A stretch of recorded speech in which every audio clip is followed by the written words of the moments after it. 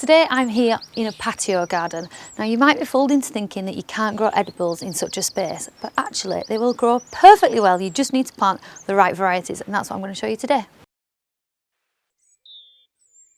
I've picked this terracotta pot because it matches all the other pots here, and I want to create that kind of nice harmony throughout the space, and you can do that with containers. It'll give you nice continuity in colour and tone throughout the area. Now I've already put my drainage in the bottom. I found some stones lying around in the rest of the garden, so I've covered my drainage hole with those, a couple of inches deep, and now I'm topping it up with a multi-purpose compost.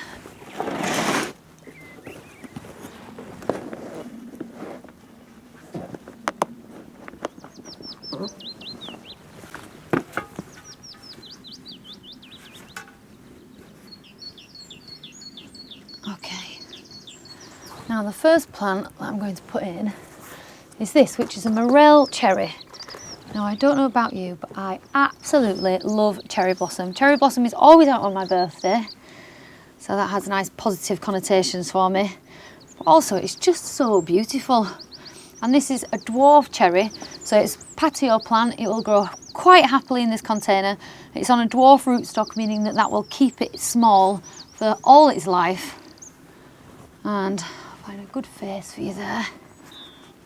And just firm that in. Now it's also a self-fertile cherry, and that means that it doesn't need another cherry growing near it to pollinate.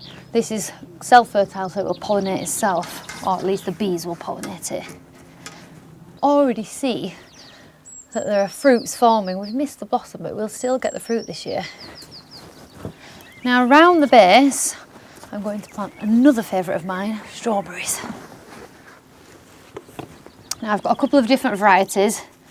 This is Honey-O, and I'm going to pop them all around the base of the cherry.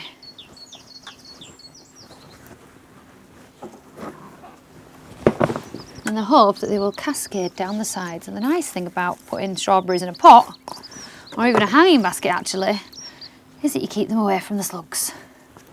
So you should get first pickings of your delicious strawberries.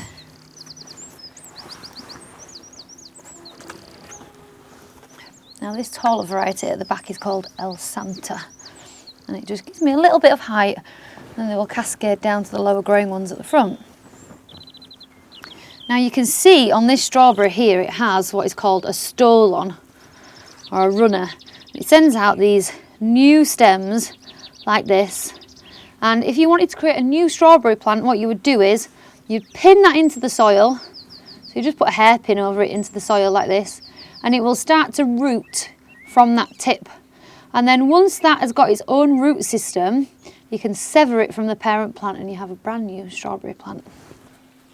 And it really is as easy as that. One container full of delicious edibles.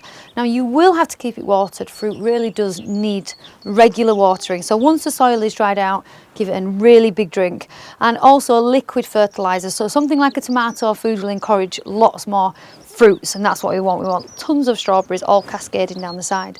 Now not only will you get blossom, you'll also get autumn colour from this as well. So you really do get an awful lot of interest throughout the year in just one small pot. So if you're going to have a go at growing your own, I'd say cherries and strawberries are a good place to start. Now if you've got any ideas for new content that we can give you, please do send your ideas to a media team.